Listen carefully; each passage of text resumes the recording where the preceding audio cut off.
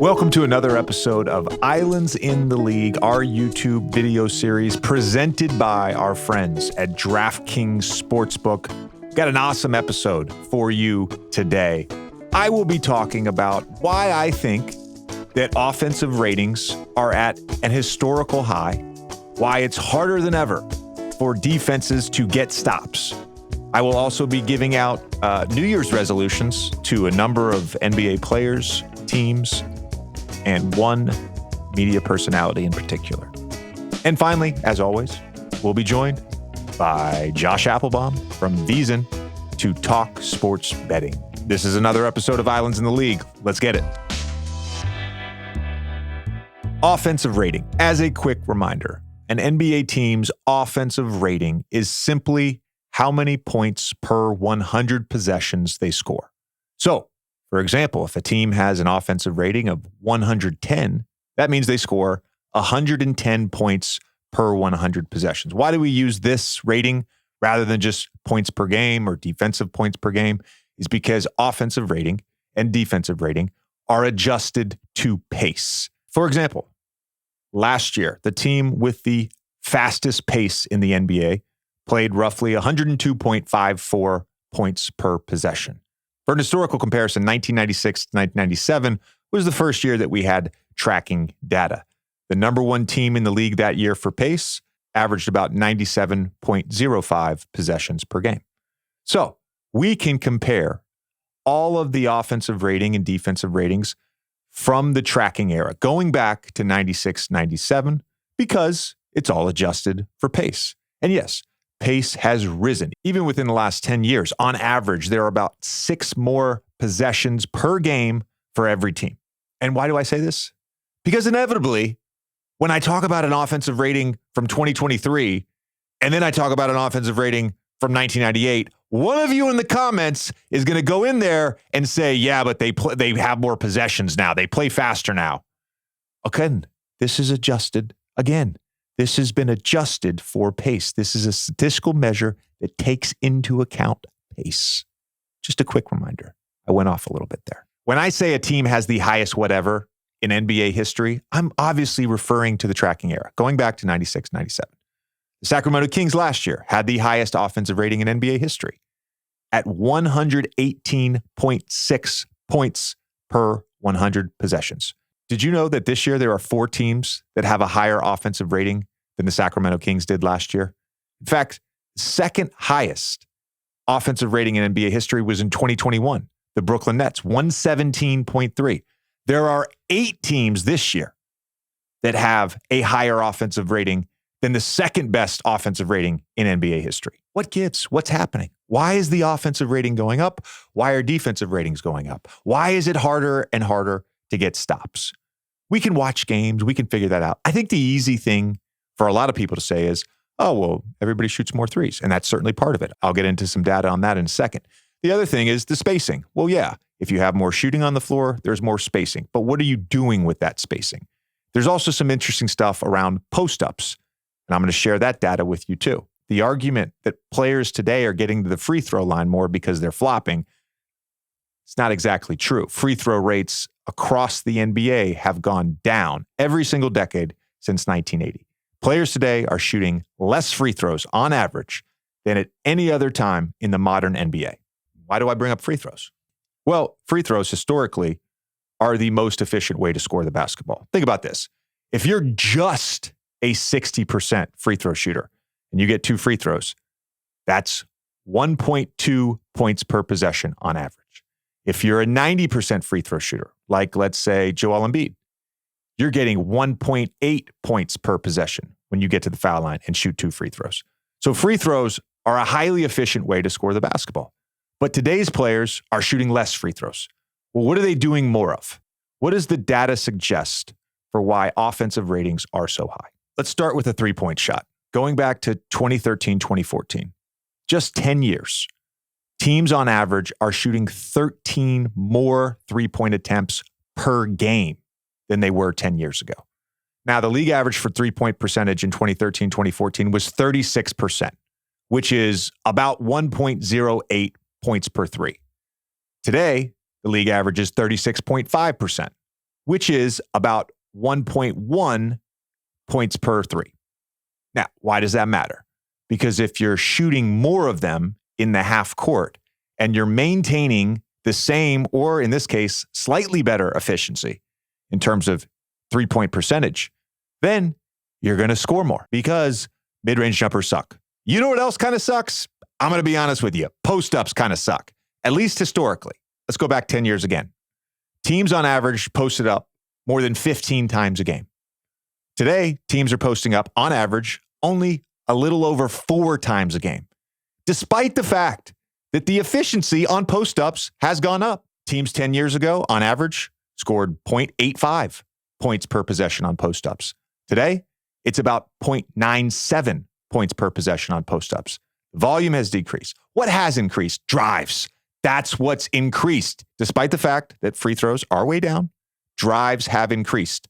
They've increased almost 50% on average. The Thunder this year, they're averaging 61 drives a game. 10 years ago, teams averaged around 34 drives per game. This year, teams average over 48 drives per game. They're putting pressure on the rim. You're forced to have help with the spacing, which leads to more threes. So it's a combination here. Yes, we want to shoot more threes, but we want to put more pressure on the rim. Going back to that same data from 10 years ago, points in the paint. Teams are scoring almost 8 more points in the paint on average in today's NBA than they were 10 years ago, despite the fact that everyone complains that all we do is shoot threes. What does all that driving and shooting, what does all that spacing do? Again, the data supports why we are doing this. The data supports why you need to have at least 4 shooters on the floor. The data supports why you shouldn't play 2 big lineups, why it's hard to score in the half court without spacing. Driving kicks. 10 years ago, teams scored 0.89 points per possession on driving kicks. Today, it's 1.03 points per possession on driving kicks. Again, despite the fact that the 3-point percentage has barely moved. It's barely increased. We're just taking more of them. And because of the threat of the 3, we're getting to the rim more and scoring at the rim more. The other thing all that spacing has done, it has given the best players the opportunity to operate in space, to isolate in space, not in tight quarters. And they're doing that more than they ever have. You look at 10 years ago, on average, there were less than 6 drives off of ISOs per game. And teams scored less than 0.9 points per possession on those. Today, there are, on average, 11 drives off of ISOs per game. And teams score 1.03 points per possession on those. This is what spacing does. This is what shooting does. This is why it's harder than ever to guard. This is why it's harder than ever to get stops. There's too much space. Guys are shooting deep threes. Oh, and guys are shooting threes off the dribble. 10 years ago, teams on average shot less than 5 off the dribble threes. Today, we're approaching, on average, almost 10 off the dribble threes per game. And the percentages on those have gone up by over 2%. In fact, in today's NBA, you're getting over 1 point per possession on an off the dribble 3. There's no other time in NBA history where that's been true. And look, the spacing aspect, the volume shooting on threes, the elimination for most players of the mid-range shot, the decrease in post-up volume. Of course, these are all factors in all of this. Certainly, the rules favor the offensive player. However, I'll bring it up again. 6 years ago, you're coming off a high pick and roll. Somebody goes over the screen. You stop. You jump back into them. That's called a shooting foul. That's no longer called a foul on the defensive player. You're James Harden. You're driving. Somebody puts their arm on you. You wrap their arm up and go into your shooting motion. Again, that's not called a foul anymore. So, yes, the rules favor the offensive players in a lot of ways, but we've eliminated some of these cheat codes to get the offensive player to the free throw line. And just the idea that NBA players go into a game with no thought, regard, motivation, desire to play defense and get a stop. You guys have it warped. You're warped. NBA players want to win. They want to compete. They want to get stops. They take pride. They don't want to end up on a highlight reel on Twitter. Now, some of them can't help themselves. Why did you say that about me? The point in all of this is teams have gotten smarter. Analytics have driven so much of this offensive movement in the NBA. We're taking better shots. We're taking higher quality shots. Our best players, in fact, are taking more shots and higher quality shots than they were 10 years ago. I just find it fascinating that literally the team with the worst offensive rating last year, the Charlotte Hornets at 108.4, would have been the league's best offense in 1999, in 2000, in 2001. The 96-97 Bulls, who won 69 games and won an NBA championship, had the best offense. This year, they'd have the 22nd best offense. By numbers. So whenever someone tells you that a player from a different era would kill it in today's NBA, they're probably right. Because Michael Jordan never had this kind of spacing. Scottie Pippen never had this kind of spacing. Larry Legend never had this kind of spacing. I've unfortunately watched a lot of those 1980s Celtics games. The spacing leaves a lot to be desired. A lot.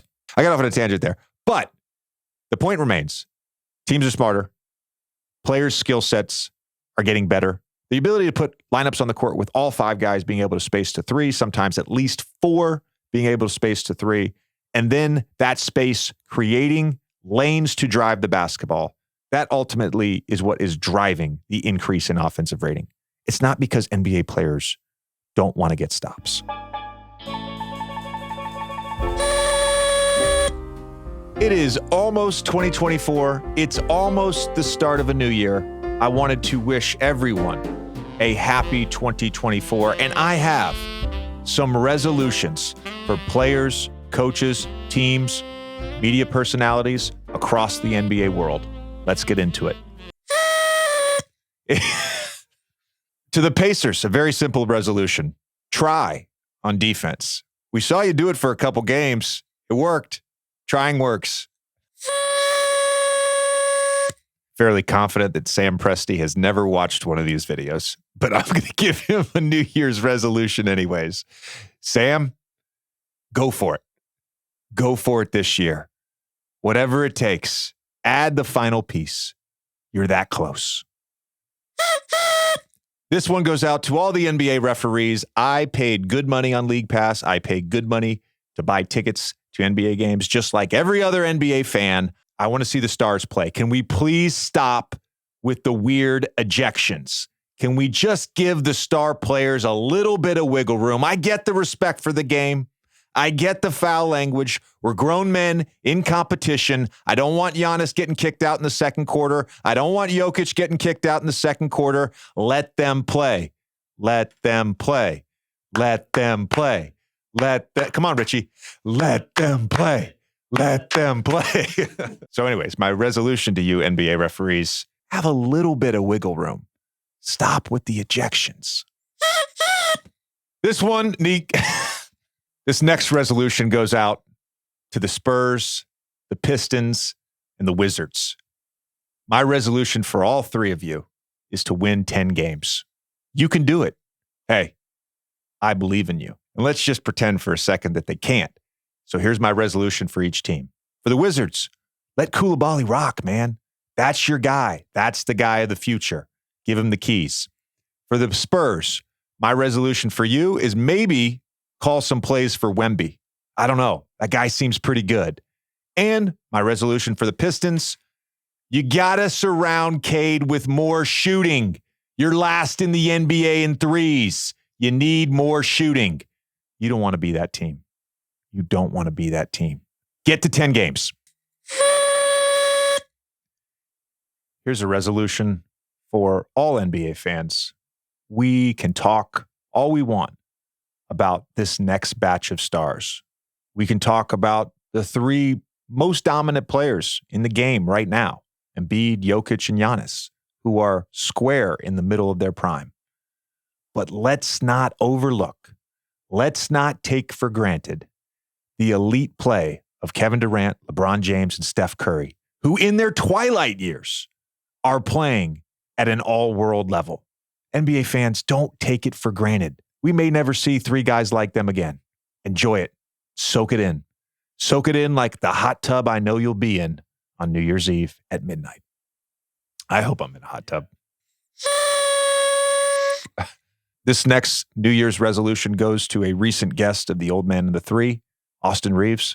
Austin, just try it. Just once. For one game. Try it.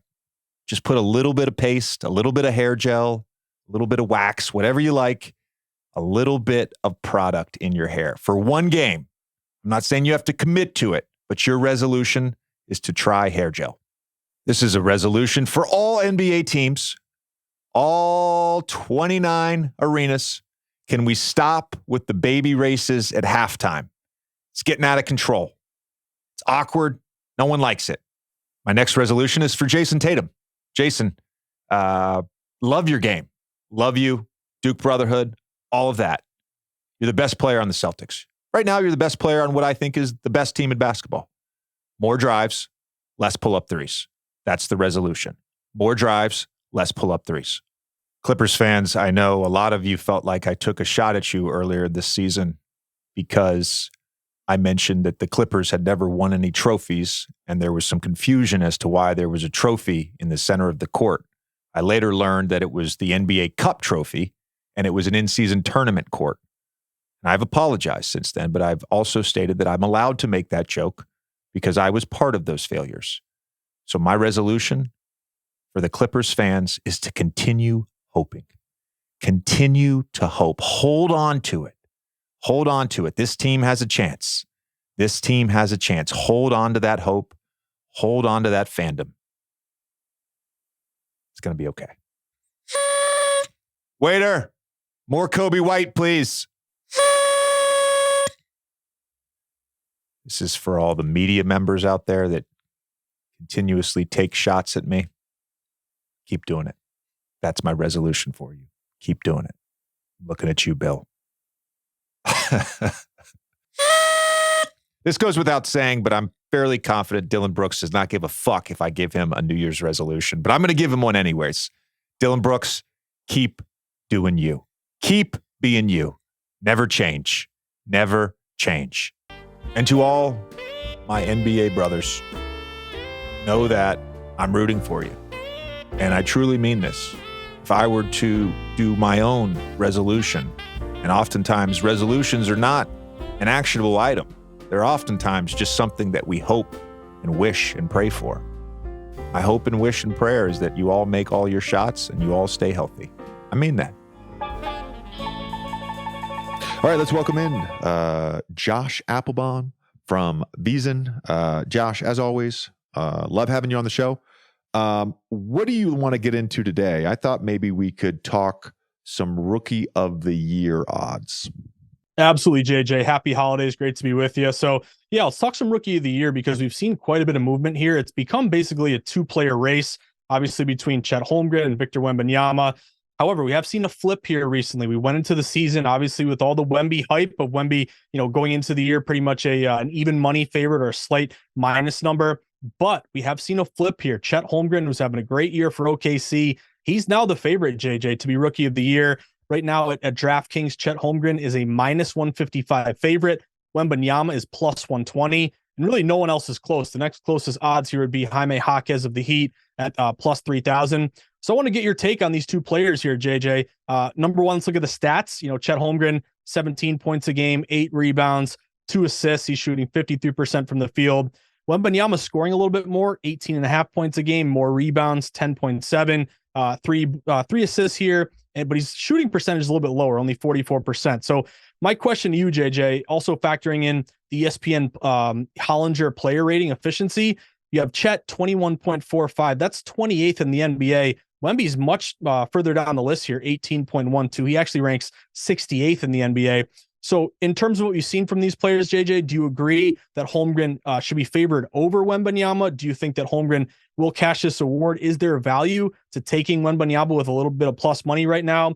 Then also, factoring in, I know we want to look at just the players and their performance, but you look at OKC, they're 18-9. They're a playoff team right now. Spurs are only 4-24. Does the record factor into this? Does the hype of Wembanyama factor in? Do the voters hold it against Chet that he's kind of a red shirt here where he, was drafted last year? Do you agree that Holmgren should be favored? Do you think he'll win this award? Or do you think there's any value to take Wembanyama plus 120 right now? It's interesting, Josh, because I think when the season started and we had that matchup in the preseason between these two guys, and we were like, oh, this is going to be fun, right? Chet's going to be awesome. Victor Wembanyama is going to be awesome. And the Spurs started out 3-2, and we're like, oh, it's going to be competitive. And at that point, like, you felt like Victor was going to elevate the Spurs. He was going to put up numbers.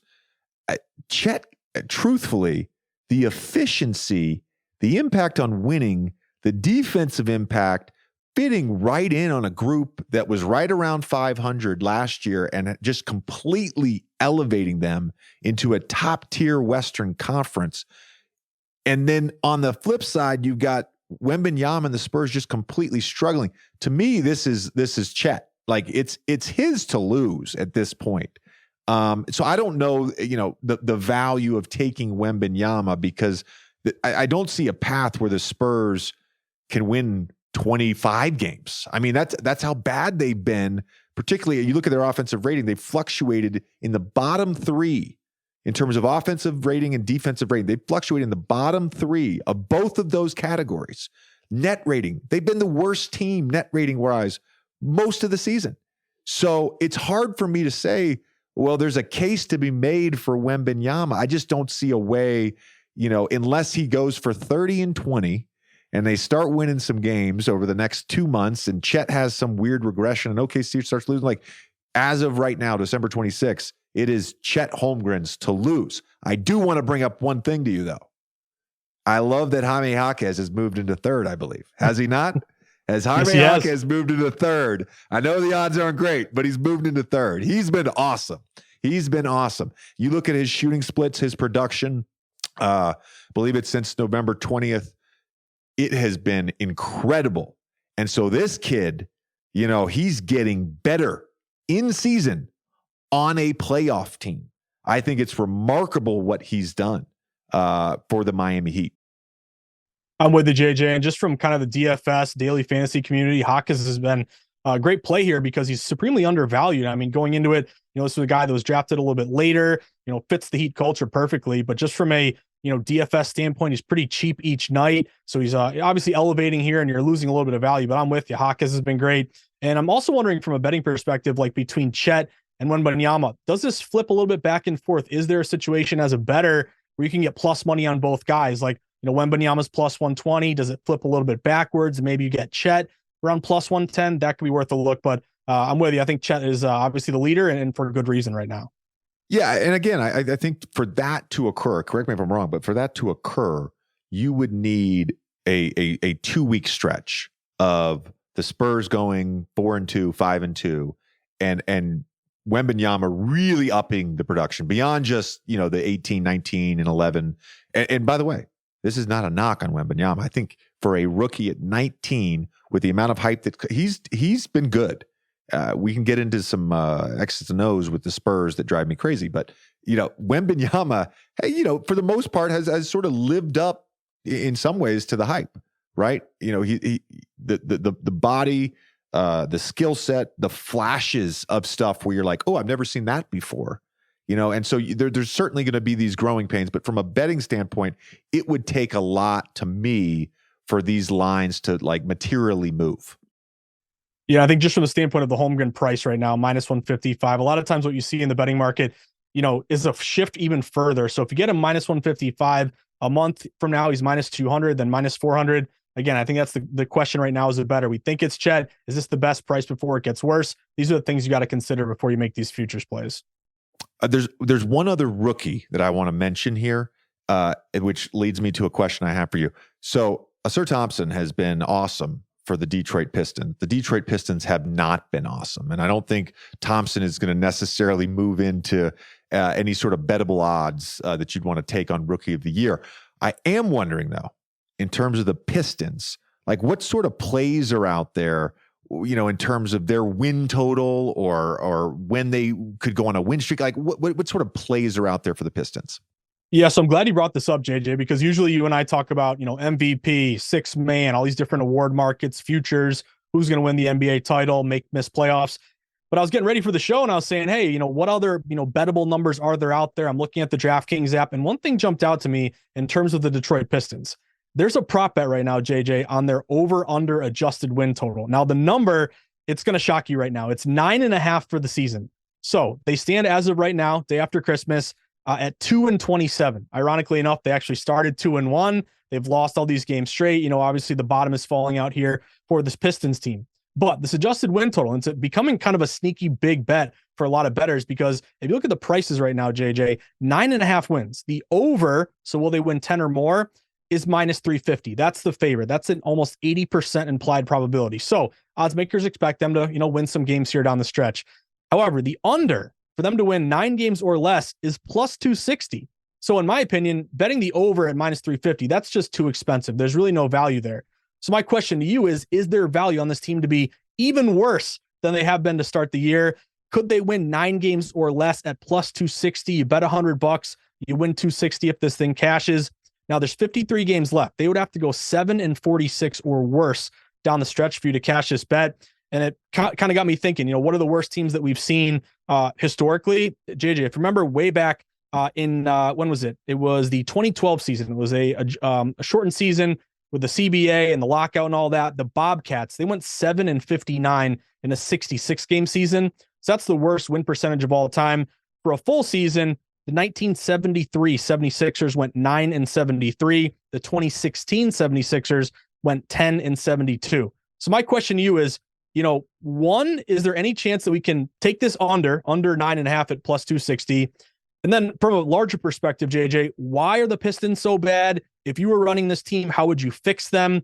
And is this one of the worst teams or the worst team that you've seen, maybe let's say since 2000 to now? On paper, they're not. And truthfully, having played for Monty Williams, I found him to be a great leader, a great coach. So you, without sort of the intel of being inside the locker room, I think the observation at times is there's some pieces on the roster that I like a lot. And in basketball, what matters is how those pieces fit. And I think there's some clunkiness around Cade Cunningham, where I don't necessarily think he's been given the right ancillary pieces to elevate him to the best version of him. The other thing that I think the odds makers probably don't factor in, and the lines don't factor in, is the human element of this, of being a part of this losing streak, of the day-to-day, just this weighing over you, and I think the losing does weigh on you. And I think in some ways at this level, losing begets losing.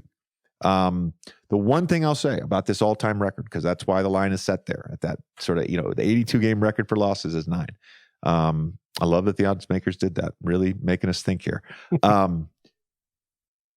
I know from, having talked to Tim Legler about the 93-94 Mavs, which started 2-39 through 41 games. And I know from talking to a number of the Sixers guys that were on that 2016 team that I then played with in 2017, 2018, the urgency at some point to not be part of history, that's got to factor in. So I don't love the number for the over here, but my expectation is Monty's a good enough coach.